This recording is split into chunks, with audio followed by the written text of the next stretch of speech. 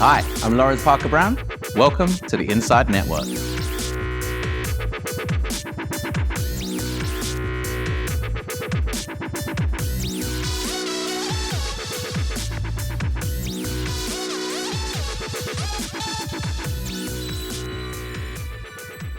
Welcome to this in-depth. We'll be looking at the forces shaping the future of investing. And to explore this big theme, I'm delighted to be joined by the head of real assets, Nick Langley. Nick, thanks for your time. Pleasure. How are you? Very well. You've written a brilliant paper, and let's explore the key arguments. The first is that for the last 30 years or so, investors were rewarded for a paradigm of thinking, what's a more efficient economy, society, investment opportunity? You're proposing that that needs to change, and actually the sentiment and the mindset should be we're in a more fragile economy, and we should be thinking about what asset type is indispensable.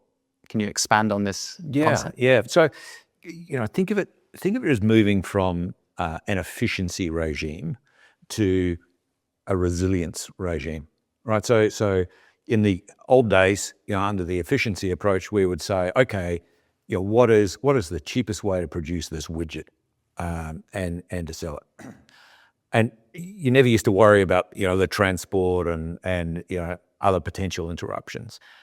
But those are the things that cost you money.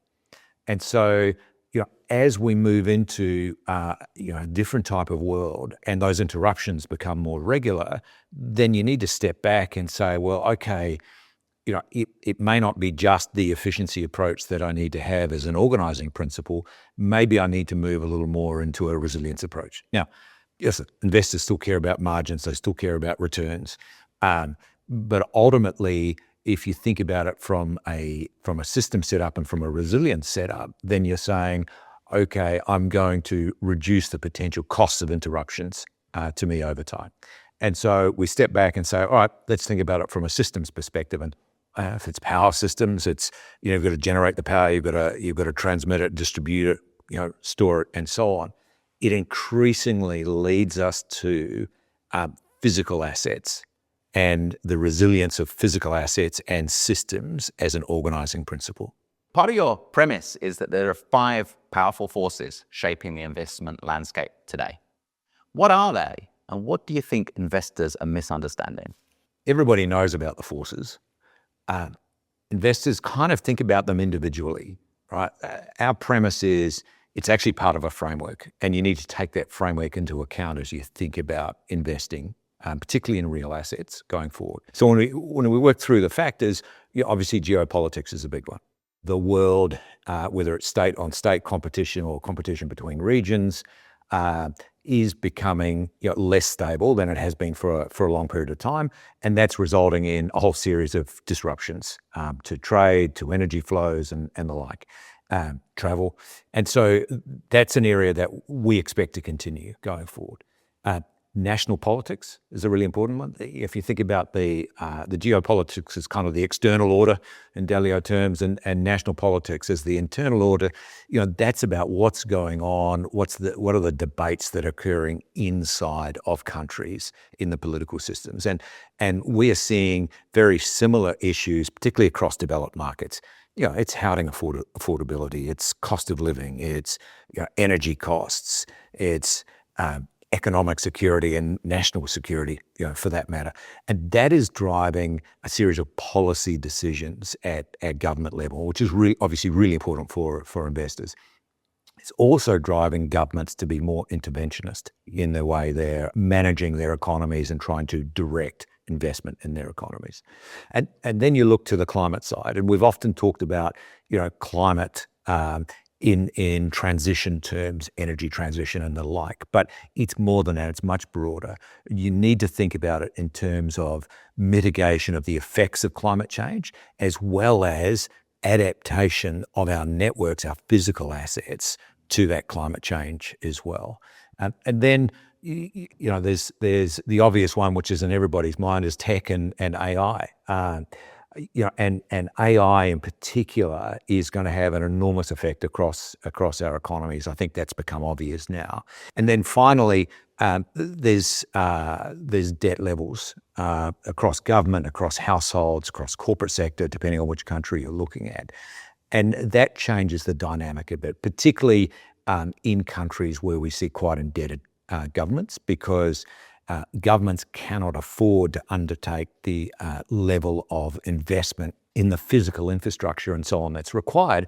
And so they're trying to direct private capital into that space. And that's been done, sometimes with a carrot, sometimes with a stick. We've got some soft capital controls and so on coming through, but that is changing the dynamic for investors as they're looking at infrastructure. We talk a lot about national capital investing in national assets, and I think that will be a big trend over the coming decade or two.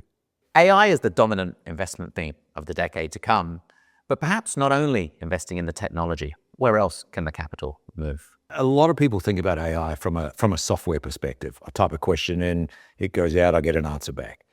There's a lot of physical infrastructure that's involved in that process. So if you think, once it leaves your computer, it's across data networks, and then if you're using corporate data or whatever, that might be into a cloud data center, and then it's into an AI data center, and then it's got to come back through the data networks. And when you think about those networks, it's a combination of fiber cables. It might be subsea if it's going to to a different country, or it might go into a satellite network, and you've got uplinks and communication base stations and the like. So a lot of infrastructure in the communication side. Then on the data centers themselves, particularly the AI data centers, they're incredibly power hungry.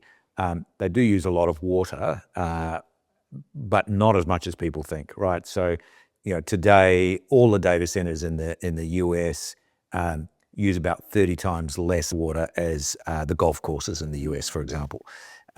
But the power side of it is incredibly demanding. And so, the forecast for the US are to add about 10 gigawatt a year of data centers. That is literally the load of New York City. And so we're adding New York City to the grid every year for the next 5 or 6 years. And of course, that's not the most expensive part of the data centers. That's the chips. And that's a manufacturing process in and of itself, the raw materials, the fabs, and all the rest of it. And so when we think about AI and technology, in the last cycle, it was about all of the intangibles. It was about the code, the platforms, the IP, and the like. This cycle, it's going to be about the physical infrastructure. That will be the constraint to the growth of the technology. And so I think we're going to see a significant amount of capital pointed toward the physical assets and those systems again to be able to run the technology and hopefully generate benefit for the economy. So Nick, you've argued in your recent paper that investors should think about not just the traditional portfolio construction techniques, but an investment company should start thinking about a systems-led modality. What do you mean by that? Yeah, so we talked about the 5 powerful forces, and in my view, they can be wrapped together in a framework that allows investors to kind of connect or assess different investment opportunities. And when we talk about traditional investment, we kind of start with asset classes, and we've got a series of buckets and so on, and then we kind of talked for a bit about thematic investing, and so we had narratives and themes and so on. But they can be pretty broad, they can be imprecise. And so the idea behind the systems-led is for the IC to say, okay, what essential system is under stress or under pressure? And then which assets will relieve some of that pressure or provide resilience to that system? And systems are concrete, right? You've got physical assets that are joined together. Often they've got regulatory overlays because in our space there's a lot of monopoly assets and so on. They've got cash flows, they've got counterparties and so on. So it's identifiable and you can underwrite it.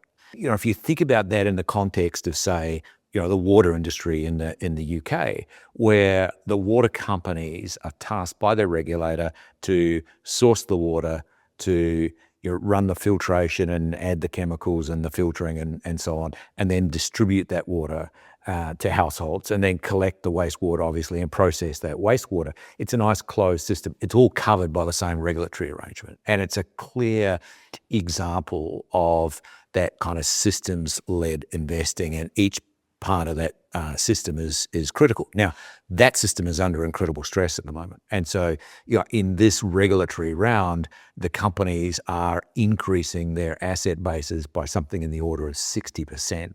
And they obviously get a return on all of that investment. And so here, you've got a closed system covered by one regulatory arrangement that is under stress, and it's an excellent place for investors to provide capital and earn a great return. And so, take that step back. It says, all right, what is this asset achieving in terms of an essential system or an essential flow within an economy? There are different investment regimes, and you're arguing that the one we're entering into is about to create new winners, but also structurally less appealing assets. Can you capture where you think some portfolios might be facing yesterday's world as opposed to tomorrow's?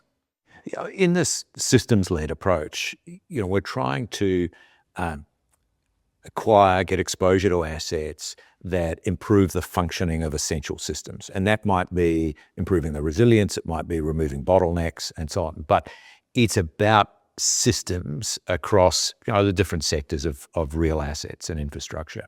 And so if we think about it from that perspective, systems around transport, around pipelines, around communications, good. Point-to-point assets, they might be a little challenged. They're the sorts of ones that could be interrupted and would be, have great difficulty in mitigating some of those interruptions.